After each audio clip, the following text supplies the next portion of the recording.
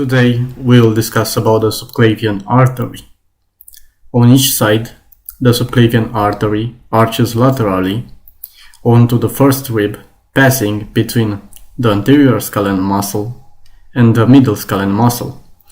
At the outer border of the first rib, it ends by becoming axillary artery. As you can see, I've indicated the right subclavian artery, which originates from the brachiocephalic trunk.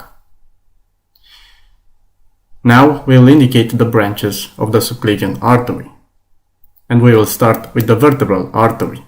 The vertebral artery is the first and the largest branch of the subclavian artery. Runs vertically upwards to enter the foramen transversarium of transverse process of C6. Then it passes through the foramen transversaria of the upper 6 cervical vertebrae, in the end entering the cranial cavity through the foramen magnum. The internal thoracic artery, also known as the internal mammary artery, arises from the inferior aspect of the first part of the subclavian artery. It passes downwards to enter the thorax behind the sternoclavicular joint. In the thorax, it passes vertically downwards, parallel with the lateral margin of the sternum, up to the level of the 6th intercostal space, where it divides into two terminal branches: superior epigastric artery and musculophrenic artery. The internal thoracic artery gives off anterior intercostal branches for the first 6 intercostal spaces. For the intercostal spaces 7, 8, and 9, the anterior intercostal branches are arising from the musculophrenic artery.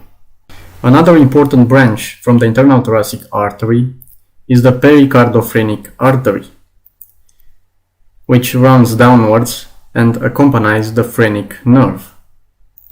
The internal thoracic artery also gives off mediastinal branches, thymic branches, sternal branches, and perforating branches, like the medial mammary branches. The thyrocervical trunk arises from the upper aspect of the first part of the subclavian artery, at the medial margin of the scalenus anterior muscle. It immediately terminates into 3 branches. The inferior thyroid artery. It ascends along the medial border of scalenus anterior. It turns medially in front of the vertebral artery to reach the posterior surface of the lateral lobe of the thyroid gland. From the inferior thyroid artery, as you can see, the ascending cervical artery originates. From the thyrocervical trunk, we have 2 more arteries, which are passing laterally across the anterior scalene muscle. Those arteries are the transverse cervical artery and the suprascapular artery. From the transverse cervical artery may arise the dorsal scapular artery, but usually the dorsal scapular artery arises directly from the subclavian artery, just lateral to the anterior scalenus muscle. We have one more branch to discuss from the subclavian artery, and this branch is the costocervical trunk. The costocervical trunk arises from the prescalenic part of the subclavian artery or from the interscalenic part of the subclavian artery. To indicate the details of the costocervical trunk, we will draw a new diagram. Using the purple color, I've indicated the apex of lung.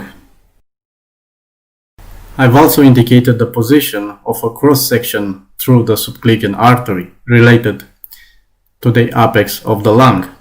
Posteriorly to the apex, we see the transverse process of C7 vertebra, the neck of the first rib, and the cross-section through the second rib. The costocervical trunk arises from the posterior aspect of the subclavian artery. It arches backwards above the cupola of the pleura, and on reaching the neck of the first rib, it terminates by dividing into deep cervical artery and the supreme intercostal artery. The deep cervical artery passes backwards between the transverse process of C7 vertebra and the neck of the first rib. It then ascends behind the rest of the transverse processes of the cervical vertebrae. The supreme intercostal artery descends in front of the neck of the first two ribs and gives rise to posterior intercostal arteries to the first two intercostal spaces. Keep in mind that the costocervical trunk arises from the prescalenic or from the interscalenic part of the subclavian artery. That's all for today. I hope this tutorial was helpful for you. See you next time. Bye.